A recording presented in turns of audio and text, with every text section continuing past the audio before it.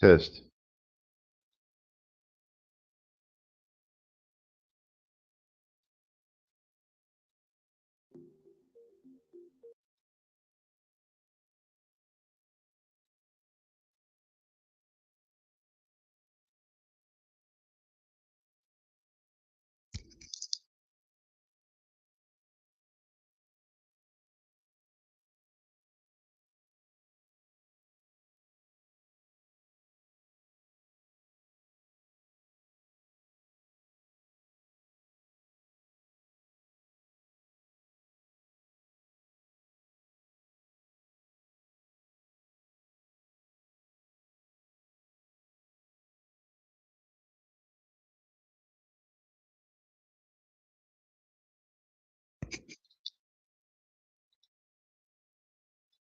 Test. Okay. I'm making this video real quickly to demonstrate a possible workaround for a possible issue. And let me see here.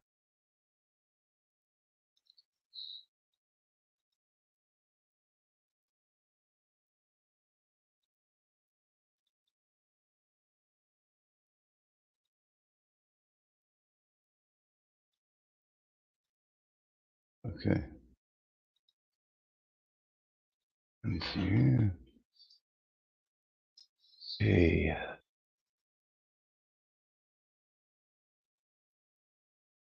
In the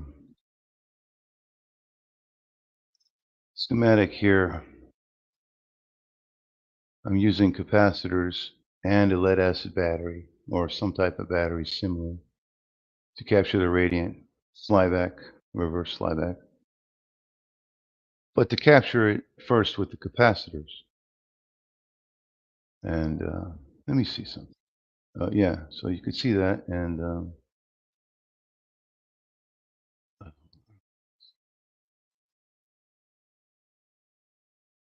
yeah, so on the left side here, the battery is at the bottom there. Capacitors here at the top. And they're the ones in the front of the line for the flyback. But you can replace those capacitors with another lead acid battery in that same position to be the front of the line to capture the flyback.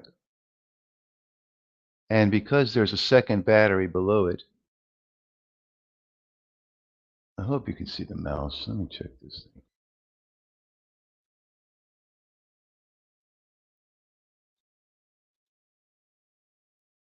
Give me 1 second.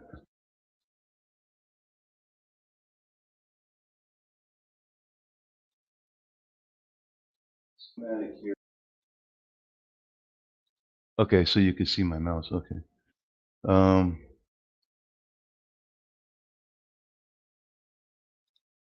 So you can see the mouse. So there's the battery at the bottom, the lead acid. When the flyback happens from the let's see here, the top inductor here will fly back into the bottom battery rail. If these capacitors here up here are switched for a lead acid battery, well, you can see how that will solve that problem for, you know, to some degree. I mean, if a battery doesn't like to be loaded when it's being charged, and let's say that the top battery here is getting charged, and swiftly after that, the circuit demands a load from, of course, it will seek it out the battery in the front of the line here at the top. But if that battery is not willing to provide a load at that time, well, the bottom battery will do that because it's lead acid.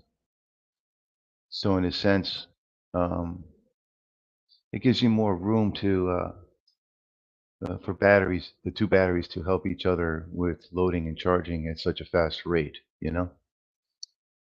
That's why I wanted to use capacitors for that. But it's possible capacitors don't have a great range for capturing flyback.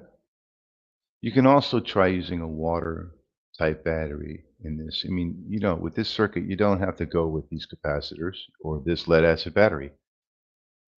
But having, two batteries on this rail with these zeners in place, allowing for 14 volts to pass to the bottom battery and 12 volts only to come out of the bottom battery, that kind of helps regulate the flow of loading and charging this uh, this battery channel here. On the right side, it's identical, same thing's happening, only the bottom inductor is flying back into this side, whereas the left side is being fed with flyback power by the top inductor. And hence the top inductor is being charged with the right side power. So that also helps, with the batteries being able to deal with this type of, back and forth pressure. But ultimately, um, you know, you can charge this way without flipping the batteries. I don't see a problem in doing this, even at high speeds, except for with the batteries. But this circuit, if you don't have to put batteries here. You could directly take this DC and spin a wheel with it, you know, and forget about the batteries and still take advantage of the flyback power, just like the Adams motor does. It uses two coils on 180 degrees to receive forward power from the battery. And then when those two coils fly back, it channels it to the other two coils on the other 180 degrees circumference of the same rotor. And you're getting force on four coils for the price of two. So this is very similar to that system there. And the circuit is just to demonstrate how you can switch uh, back and forth between two sources and two inductors. And this is based off the Bedini system of the flyback capture method that he uses. And this is where I got the idea from replicating that. And I hope it makes sense somewhere. But yeah, if the capacitors be a problem for receiving radiant charge, you don't have to use them. But something has to be here to help in this part of the circuit, some type of storage device, to eliminate loss. You want to capture here and you know um, below the zener.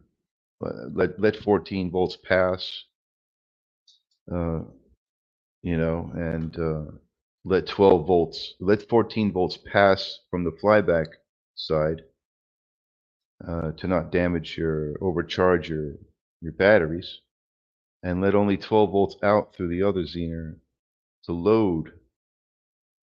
So in some sense, you're regulating, charge and load with these zeners like that. So I mean, this has not been built yet, so I haven't tested it. I'm just imagining that putting these capacitors here would be helpful. So I'm going to test it out with that, see what happens. I might switch this out for another, 9-volt nickel metal hydride, because I'm not using 12 volt. I'm using 9 volt, but you can use whatever voltage you want here to match your coils. And this is just a basic switching circuit. This is not, you know, dictating any coil gauges or turns. That's up to the end user to decide how they want to design their coils on this switching circuit.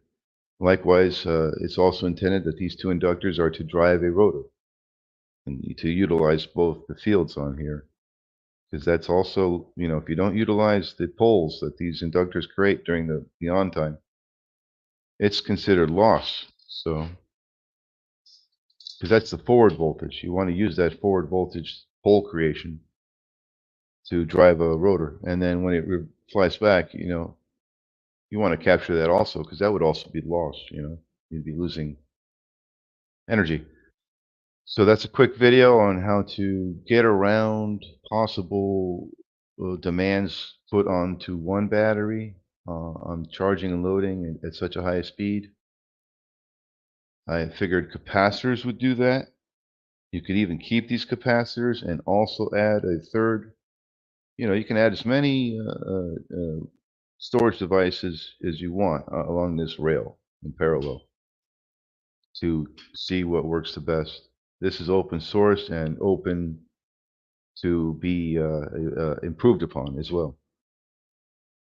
Best Mike does over and out, guys. That made some sense.